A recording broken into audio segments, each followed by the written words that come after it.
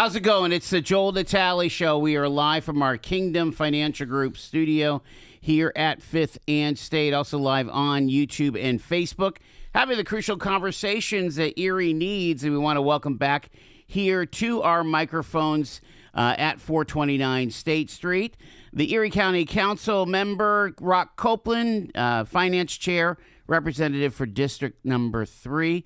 Good to see you, Rock. How are you? I'm doing really good. Thanks for having me back. This is getting to be fun to come in and have these conversations. I was teasing Dean the other day. Oh, yeah? And I was like, we should both get on there, like dueling banjos back and forth. And I think that'd be really interesting to. Well, absolutely. You know, I mean, we want to be a forum here where we could talk about these issues and, you know, do it in a civil and informed way. Because, again, you've been at this now a while. It's amazing how many people don't really get how things work at the county, how politics works, and so on. You know, expand on that, I think. Yeah, for sure. I mean, there's been a lot of people that, you know, coming up that I thought were really well informed and knowledgeable, and then, you know, I deal with this subject matter on a day-to-day basis. Right. So, like, you become really intimately familiar with it, and you have a conversation. You go, oh, I didn't know that there was like a core misunderstanding about that idea.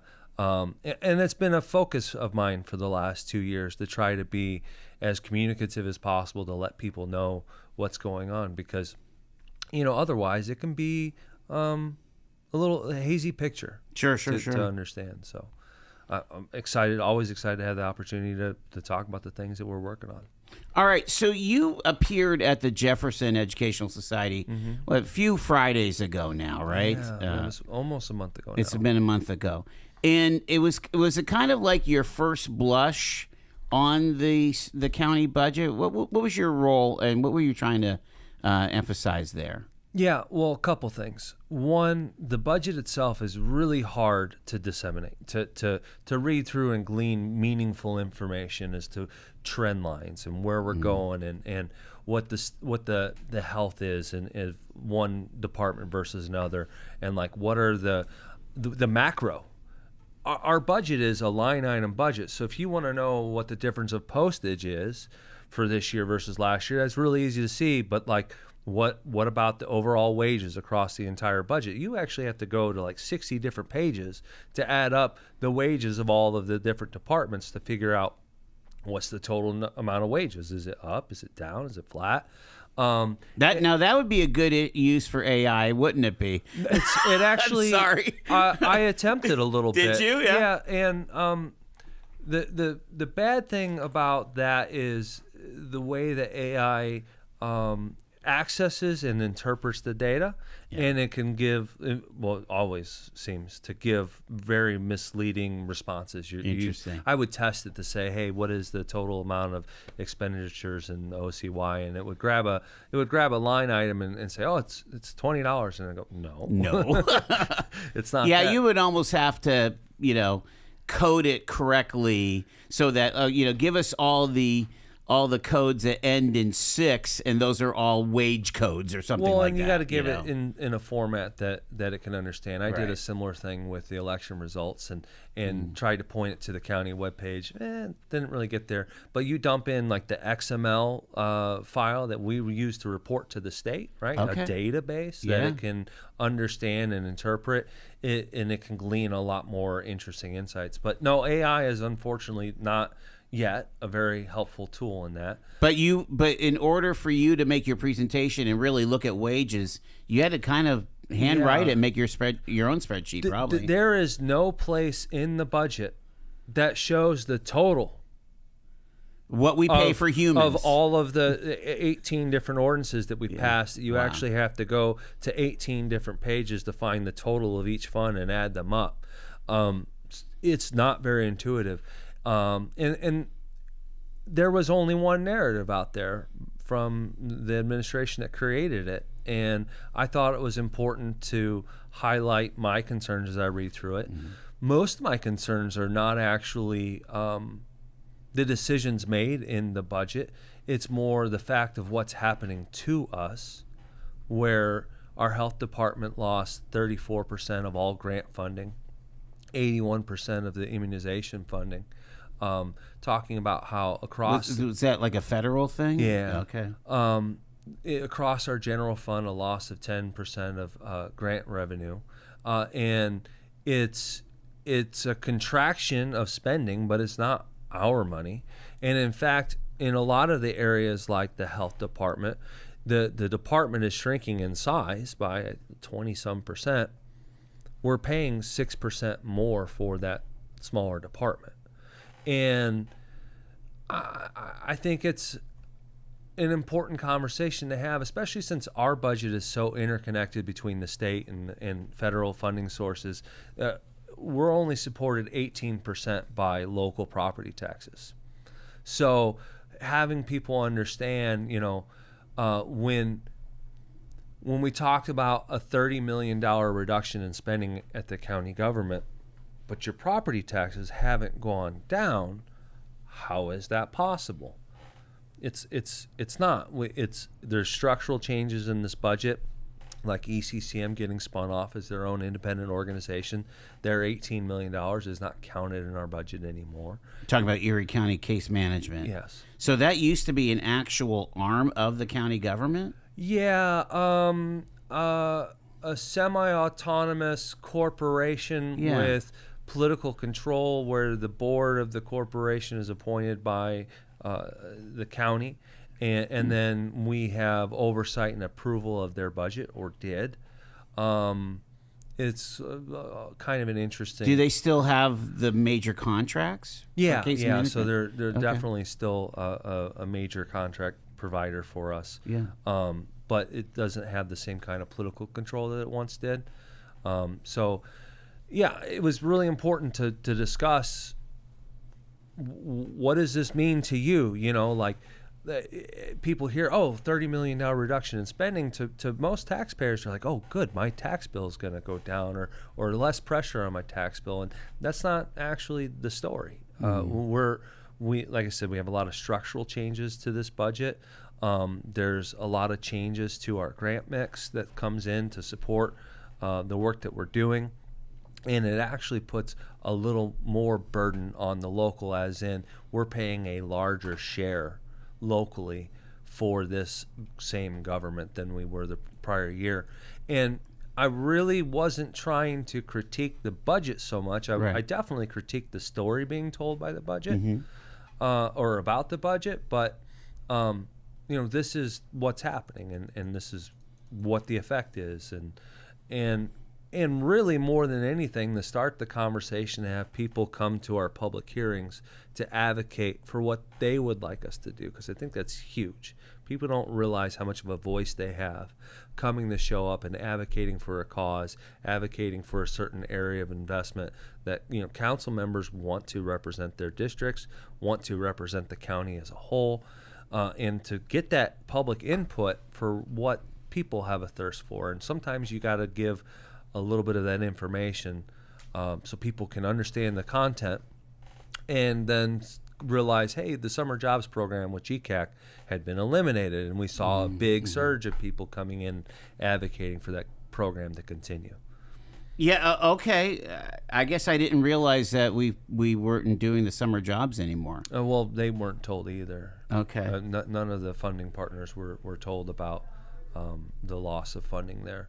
That was just a line item in the budget that somebody had to go find. Let me ask you about, because this sounds serious, for the health department to lose 34%, or the loss of all these grants and things. And there's definitely been a change of priorities at the federal level. Is that what we're dealing with here mostly?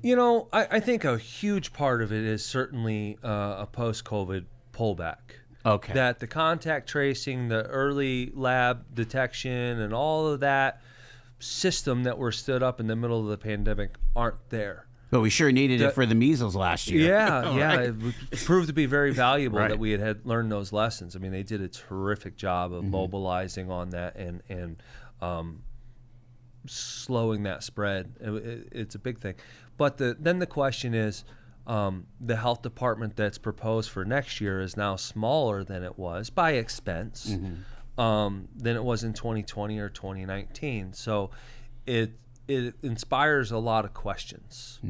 Is this a post-COVID pullback? Is it a little more than that? And should be some of the questions that the community is asking at large of like, hey, what are we doing here? I think one could say that having a health department that is smaller in expense than it was in 2019, could that put us at risk for the next measles outbreak, the next thing on the horizon that we're not aware of? I think Americans were largely caught flat-footed by by COVID, and I mean, this is my editorial comment. It doesn't allow us to pivot to some of these kind of harder things to tackle. Again, the pandemic was extremely hard, but when you have, I think, 70% of the American population overweight or obese, and you're trying to tackle things like early onset of diabetes and these metabolic issues that we have, and we smoke too much here in Erie, and all the things. I mean, when's the last time you saw an anti-smoking communications campaign in Erie County? It hasn't happened. Yeah, it's been a while. I mean, the county had a tobacco cessation program that I believe was awarded to another community group. I can't think of their name off the top of my head. But yeah, that's a concern. But I mean, there's tons of areas. I'm sorry. The feds are like, they're pulling back after COVID, and they're also redirecting priorities. It sounds like overall for us to lose 10% of our grants. 10% in the general fund, and I think 34% in public health. Wow. Yeah, there is definitely a restructuring of these support systems. We've seen it with SNAP. The HUD just came out and announced changes for long-term homeless assistance. There are going to be holes that are either going to be filled or create problems, right? And during the government shutdown, SNAP was $18 million a month hole. The county is certainly not armed to take on that load, right? That's $18 million just for Erie County. And I think it's really important for people to start paying more attention as some of these services lapse, grant funding goes away, and help prioritize what matters in our community. And you're saying that you would like to hear from the public. Yeah, it's vital. Yeah. I mean, it's vital. There is not and I've searched high and low. There is not a one-stop shop resource to understand funding as it flows from the Fed to the state, or and then to the counties, or just from the state to us. That when there are cuts to CBDG in the big beautiful bill, that's probably a 3-year taper, but we don't know how that's going to get apportioned among the counties. And so, I mean, this is a big tangled web. And when you make huge changes at one area, it really has a cascading effect that's hard to predict. And so we know that there are impacts coming. Mm-hmm. We know that like the state's probably going to have to back up some of things like education. And if they have to pick up education but their budget doesn't grow there, then they're going to cut in a different area that maybe we're going to have to pick up. And so it's going to be a game of many spinning plates. And trying to figure out where that goes. The plates are spinning for sure. We're talking to Rock Copeland. Again, he is on Erie County Council. We're going to take our first break here on Talk Erie and the Joel Natale Show.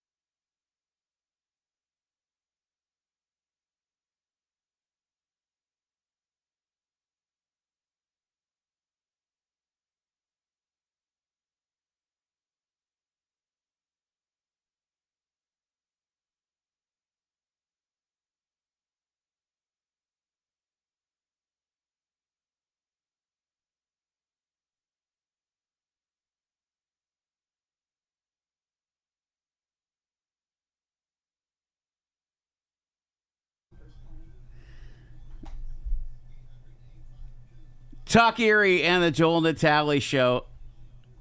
I think the AI has definitely it's not liking what I've been saying about it, because it basically, the computer's taken over. We'll start wrestling it back down. Were you ever a wrestler, Rock? Or Yeah, I were you? was 7th and 8th grade. I Did was you? terrible. I won one tournament because there were two. What is it called? Defaults, or forfeiture. The forfeitures. That's what it is. I won a tournament via 2 forfeitures. Sometimes we have to wrestle the computer, but that's okay. So you brought some key. You brought your slide deck. Yeah. To the Jefferson. What were some of the key outcomes, and what was some of the response that you received there? So I think one of the big takeaways is just, for the most part, a lot of the funds that we have, because there's 18 different sections of the budget, are increasing in local share contribution.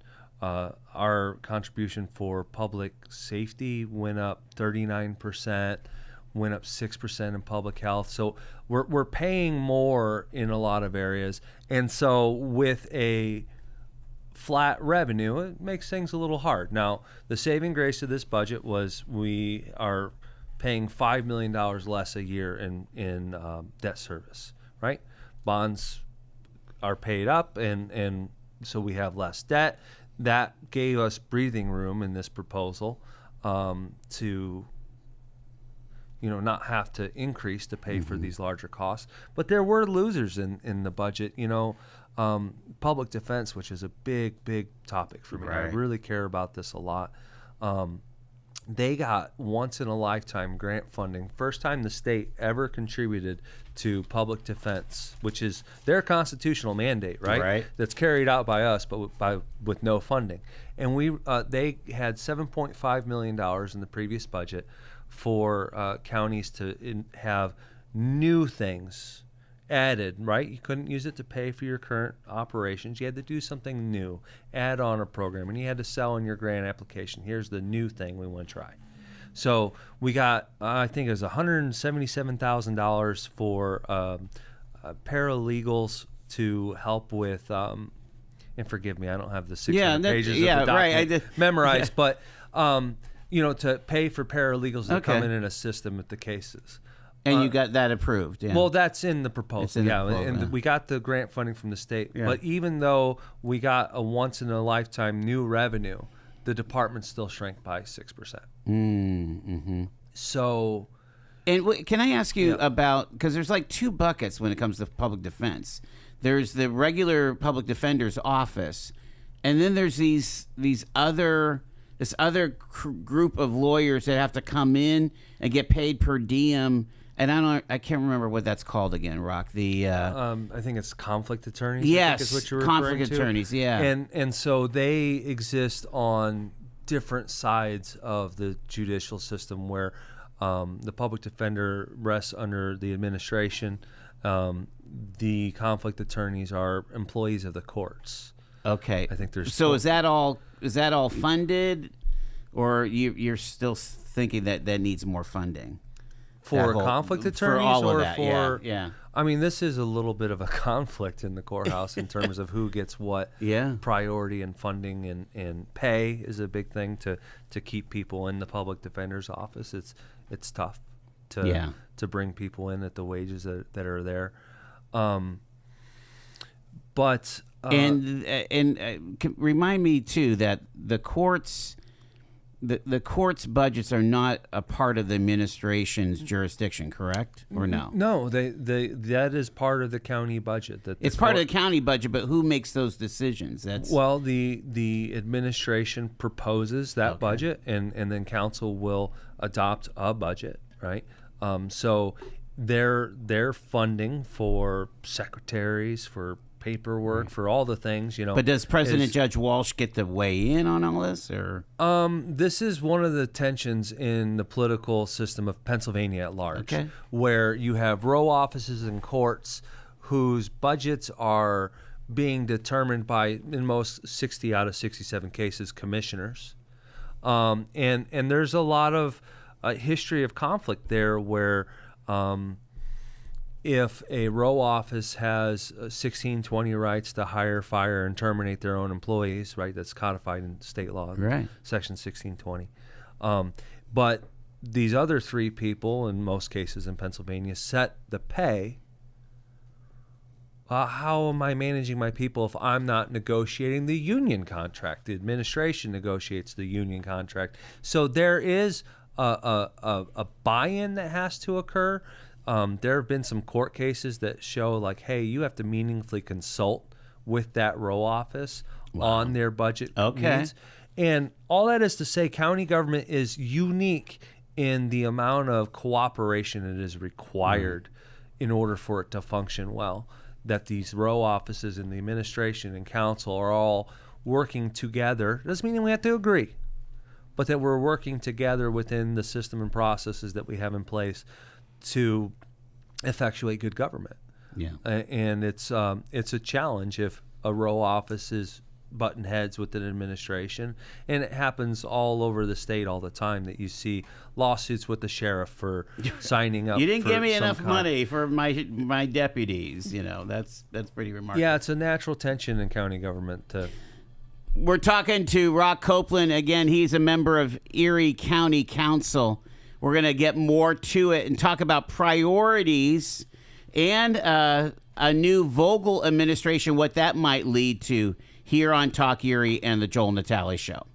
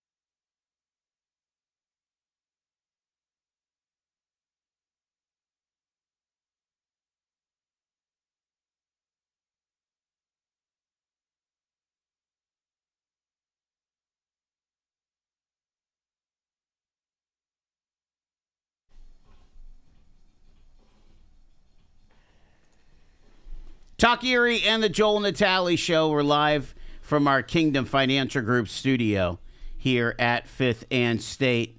Rock Copeland is with us here. He is the Erie County councilman in the 3rd District. That's where I grew up, Rock. I mean, Little Italy and that whole neck of the woods there, the old Fiore Leone. How long did Fiore have that? 30-some? 42, I think. 42? I think that's right.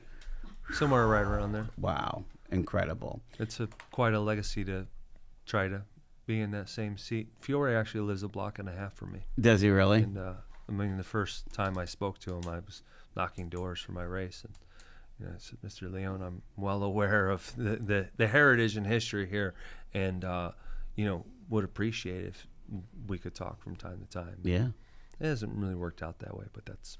Well, yeah, that's a long and storied area. It kind of is a good segue to talk about these neighborhoods and things, because when you're dealing with the county, and again, there's a lot of opinions on what should county government's priorities be, and of course, the city is in the county, but especially I think the ARP, the American Rescue Plan money, really kind of muddied the waters about city versus county, because the city got more money than the county got in ARP funding, and so it kind of made that kind of those lines really, instead of being blurred, they sharpened and saying, okay, we're going to use county money just for things outside the city and let the city deal with their own money. Is that kind of Very how you fair. looked at it too? People have pointed out, and they are correct, in that sometimes communities like Corey and Union City, maybe Albion, sometimes feel left out and neglected. I mean, and I think that there's some geographic proximity.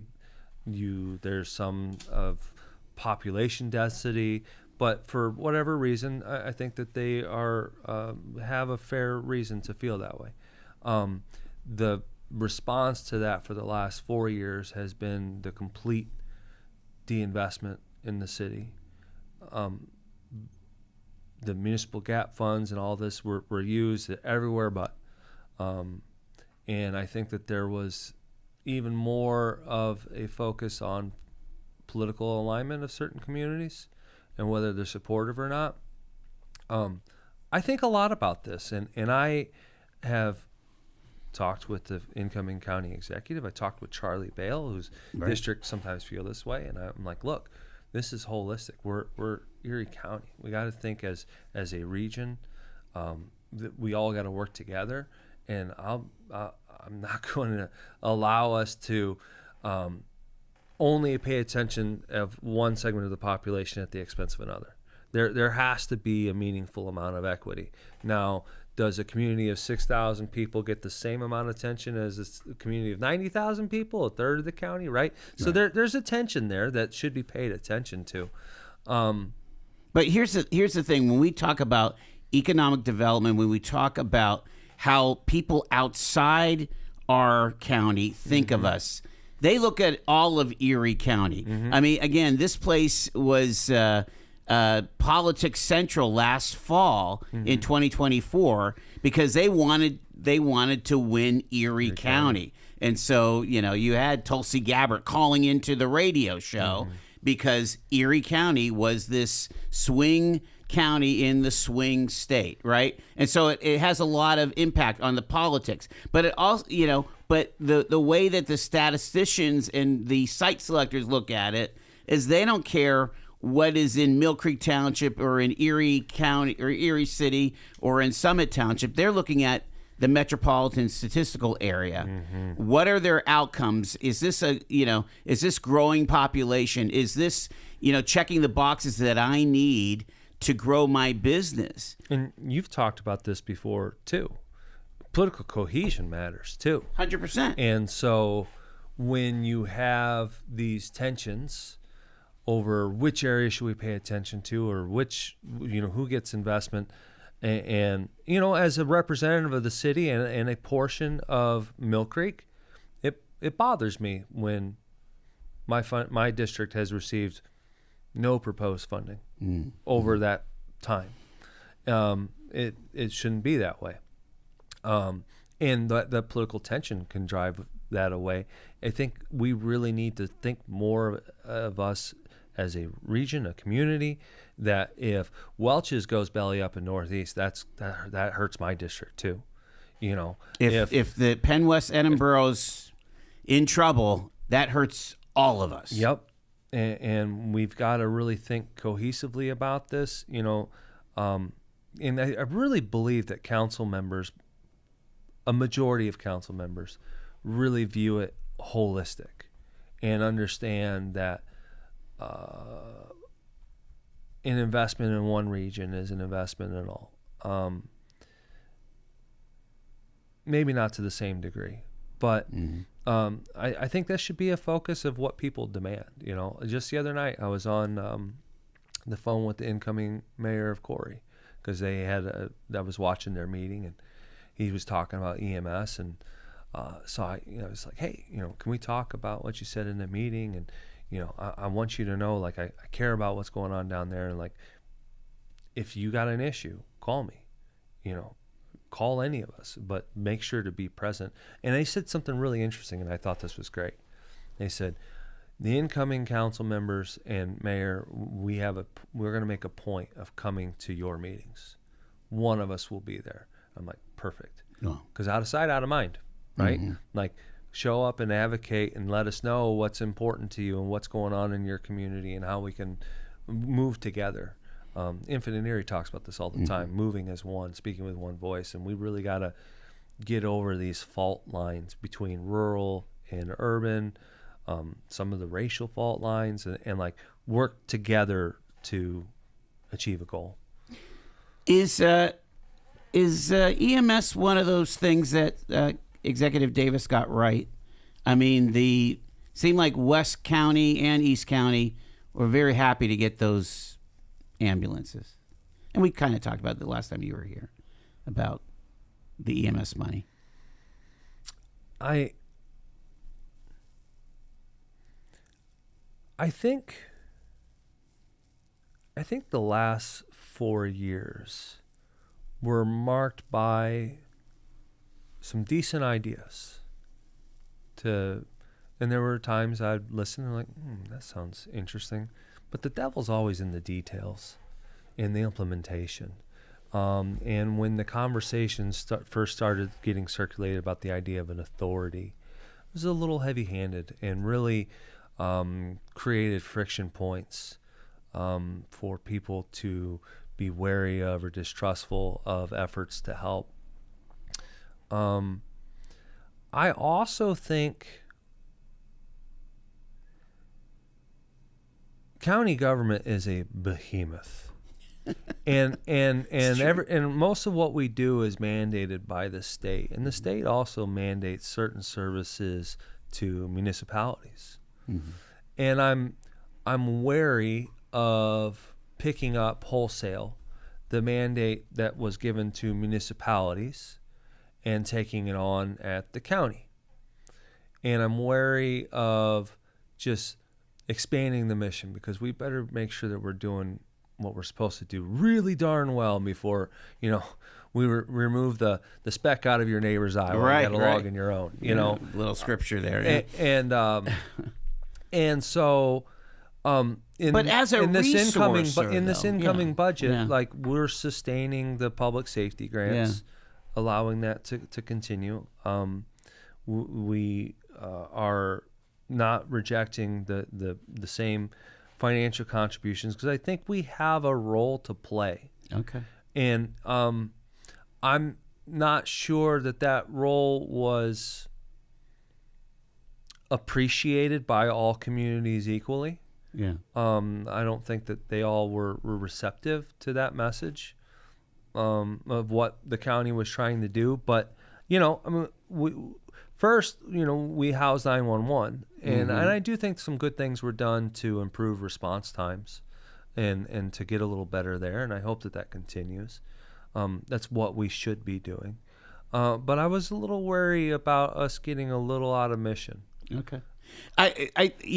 What I'm seeing as a layperson is, you had people that were within their service area having to wait for somebody to pick up a call from, two fire departments over, for that emergency, that basic life support call. And if we truly did bring down, response times and shored up, through dollars, countywide response, I mean, we're saving lives at that point, and building trust in the community. Do you feel like that that's an overall positive, right? I mean, yeah. It is not an optional service, right? Like, right. We need to keep communities safe. Period. There are some natural logistics problems when our hospitals are in one area. And, I remember when I lived in Northeast, my ex-wife and I built a house out there. No, Winnie was born before that. But, I knew that when I called the police that, like, the state troopers were coming, and it would take a little while to come out of Harbor Creek. I knew that if I needed an ambulance, that there's a logistics challenge there. And it doesn't mean that we shouldn't strive to be better. We should, right? But I think that there are some significant challenges just in how our system is built, and how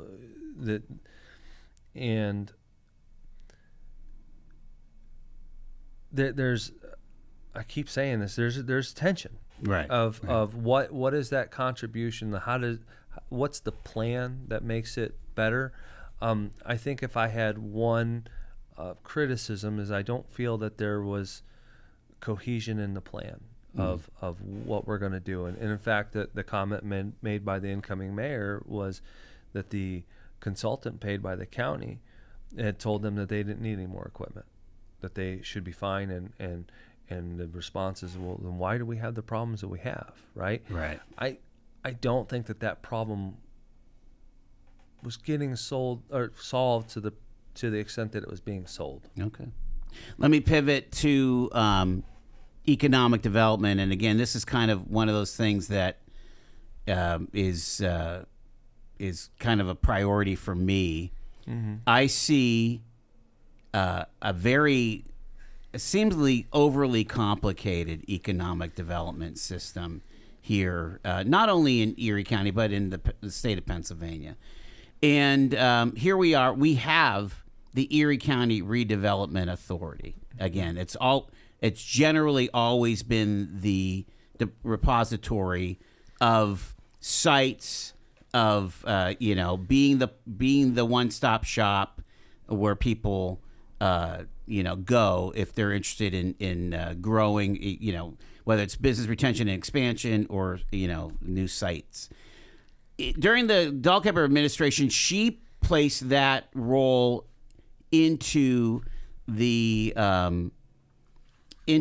Chamber of Commerce for a while there. They were supposed to be the one-stop shop, but that's not generally the role. And then, of course, the current county executive, Davis, picked up the mantle as an interest of his, and tried, and did a lot of travel and things in regards to Erie economic development. Bottom line is, what is your preferred future for an economic development system? Because I tell you what, it seems ludicrous to me to have Tina Mangin's outfit not fully funded by the county so that we can just do economic development. And whether that's grant pass-throughs through this county or what have you. But, let's just get this right. I think I think that there are many heads of very valuable institutions, like Tina at the RDA. I would put Perry Wood in that conversation Sure. with ECRA as an economic development arm. Even things like the EMTA and the Airport Authority. We have a big ecosystem, yes. And a lot of people that are not in a negative way, but self-interested, right? That Tina, They have silos, yeah. right? Tina wants to ensure that her projects are come to fruition, like the Ironworks Square. Like, it's important for us to get that over the line. I think the one thing that really needs to happen more than anything is a convening, so that we're all speaking with one voice and coming together and prioritizing. And in fact, we are doing that. Infinite Erie, which I will admit, when I first heard about it, I was like, who the heck are these guys telling us what we're going to do? And in fact, I was proven wrong, that they are meaningfully convening all of the people in these different spaces and talking it out and working amongst each other to prioritize these projects. I think the most harmful thing that we did as the county was to pull out of participation there. Because if you try to come in and tell each of these entities, this is what you will do, this is how this is going to work, you've lost the battle already. As the county, what do I want us to do? And one of the things that Christina's talked about is establishing a liaison to go to and talk with all these different entities and figure out how we can assist. How do county departments align with the various things that they're working on, and how can we come in and help? Mm-hmm. I think that we should be the enabler more than the teller. And I mean, I wrote a pretty long policy page about like my legislative priorities in the next 2 years, and that, from the economic development perspective, is to figure out how do we align with Hammett Health and doing the homeless building on Washington School, yeah, Washington School, 21st and Sass, and like how do we align the services that we have and even just the connections of let's make sure that all of these people are talking to one another and they're working collaboratively. I don't believe that an overarching, if somebody tries to create the new economic development agency that's going to coalesce everyone, it just adds one more to the pile. Right. None of these things are going away. We've got plenty of stuff. And so there. we're going to have a chamber. We're going to have a redevelopment authority. We're going to have a separate redevelopment authority for the city. Yeah. And we got to make sure that everyone's talking to one another and working collaboratively to work for the community's projects to get them across the line. Got less than a minute with Rock Copeland. What's this budget look like here? Here we are, the 18th of November. You got to pass it by the 31st of December. What's that look like for you? What a lot of people don't realize that our budget is the sum of 100 some odd decisions. And one councilman says, hey, I think that we need to get secure body cameras for adult probation and the sheriff's officers. And maybe we get 4 votes for that. Maybe we get 5. Another person says, I want to cut the economic development department. Maybe 4 people vote for that, maybe 5. There's, of course, some whipping of that vote, but by and large, I don't count that vote until we have it, right? And that's when that decision's made. I'm hoping for some investment to upgrade our IT infrastructure, which is desperately needed. This environment is too fraught with scam malware and identity theft and everything else. We need to ensure that we're protecting the taxpayers' records. I'm hoping that we get funding for the Summer Jams program, Summer Jobs, with GCAC. I'm hopeful for some funding for Diverse Erie. And, I mean, it'll be interesting watching all of these decisions go down one by one. And after a 6-hour budget meeting, we'll go, okay, that's the budget. And sometimes it's what you expected and sometimes it's not. More to come. Thank you so much for taking the time. Erie County Council member Rock Copeland from the 3rd District. Appreciate your time with us. Thank you.